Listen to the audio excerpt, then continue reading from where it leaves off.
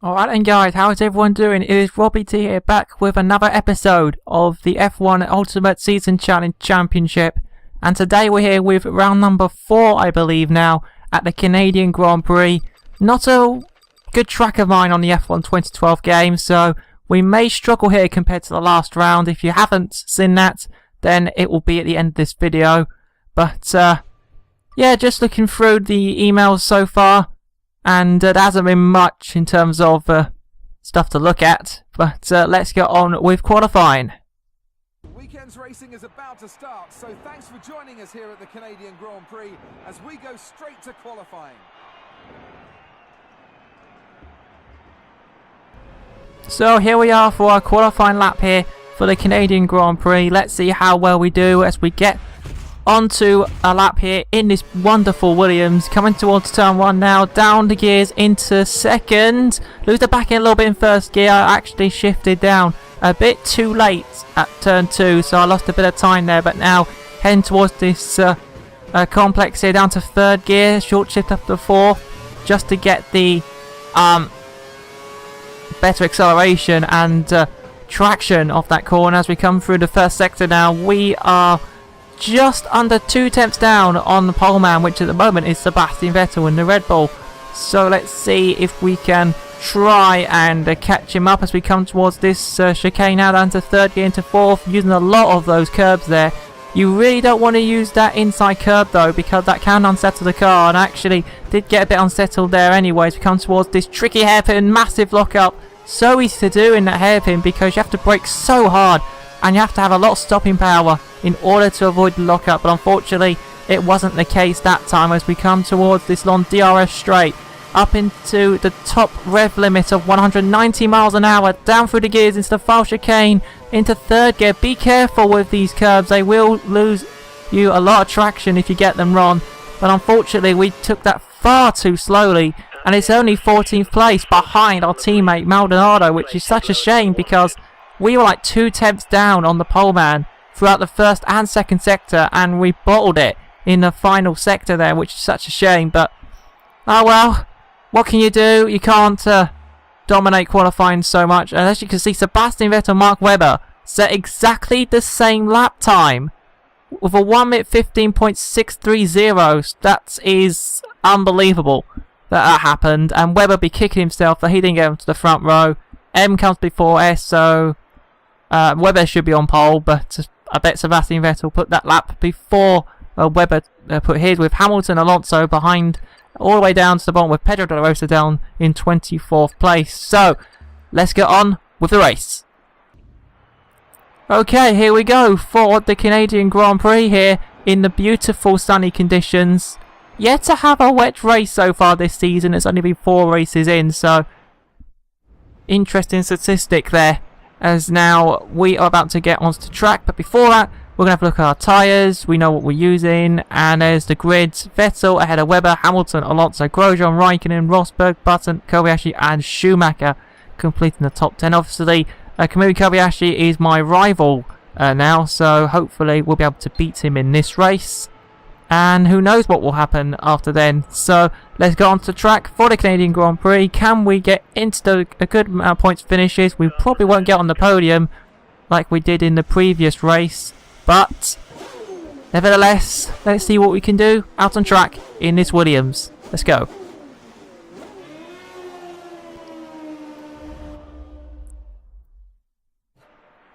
So there are the 2 Red Bulls on pole position and second place, the front row of the grid, and there's myself and then Maldonado right down the back of the field. Well, me in 14th, Maldonado in 13th, so a bit disappointed to see my team out of qualifying me. That's totally my fault. We're ready to start the Canadian Grand Prix, round number 4 of the season, and away we go. And what a fantastic launch that is.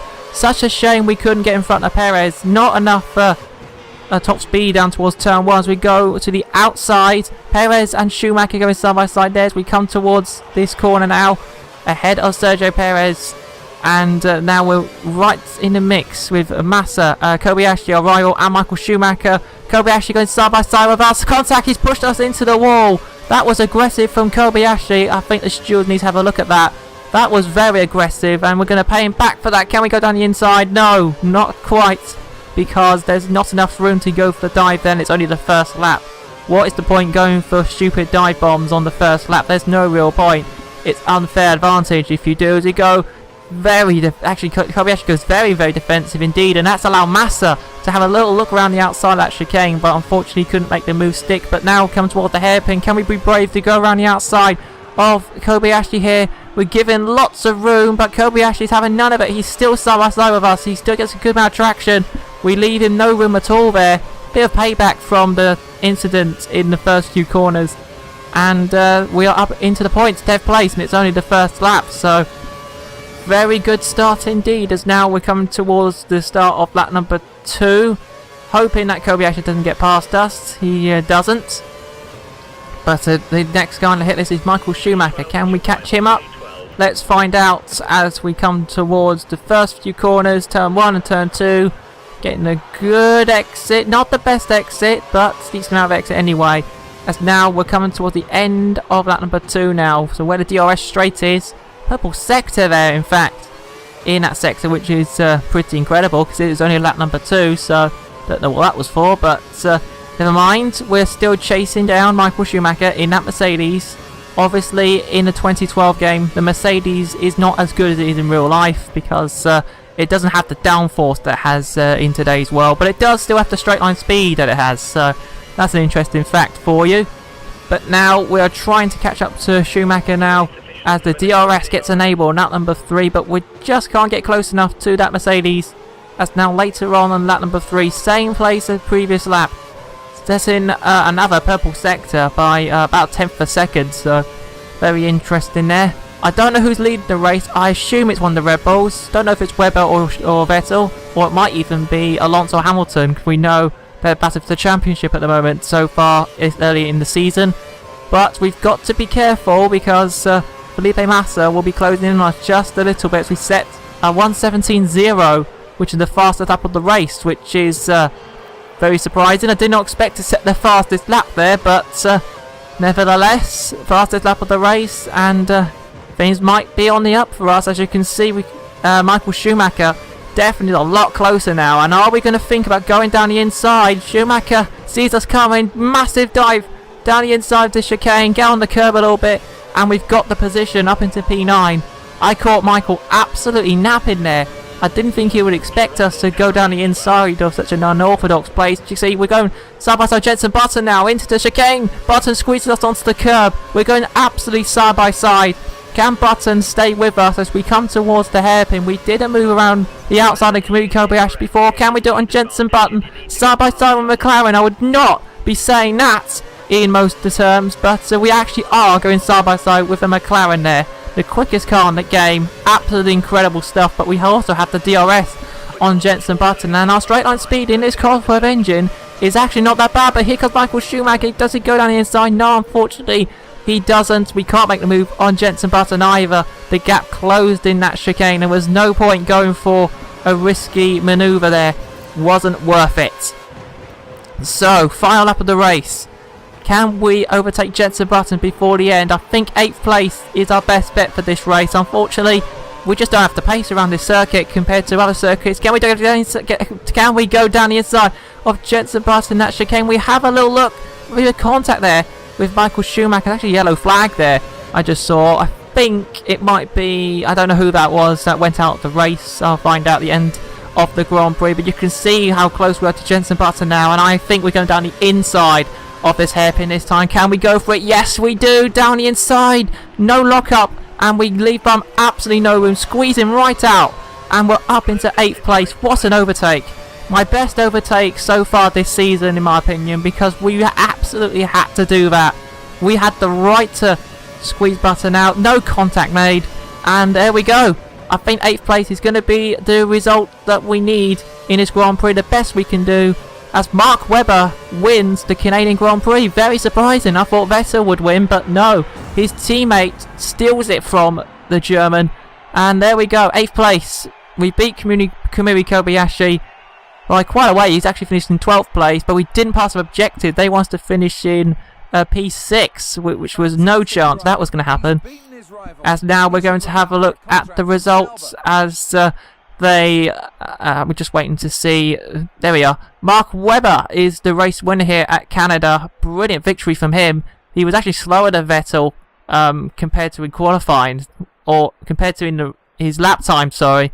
But Vettel actually was the second best driver in terms of the Red Bull team today. He finished second.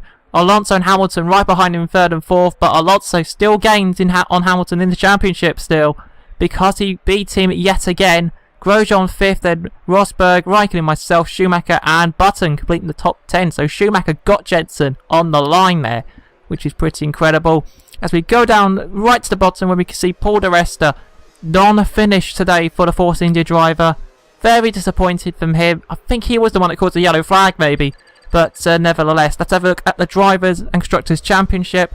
And Fernando Alonso still leads by 6 points to Lewis Hamilton, 73 points to 67. Webber overtakes Sebastian Vettel with that victory by 1 point, and he's now in the phrase. What is his teammate? And Button, you could say as well, on 43 points. Even us on 33 points. We still can win this championship if we get some wins under our belt, but I don't know if that's going to happen or not. So we go down through the rest of the field, where we can see the usual suspects down at the bottom of the pack.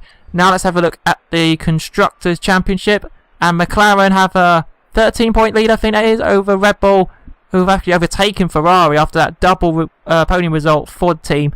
And there we go. That's the end of the video, guys. And I hope more videos will be coming very soon. I know I actually edited episode 5 and 6 already, so they'll be out pretty much soon. But before we go, just let you know, guys, that we got a contract from Sauber. Do we take it? Find out in episode number 5.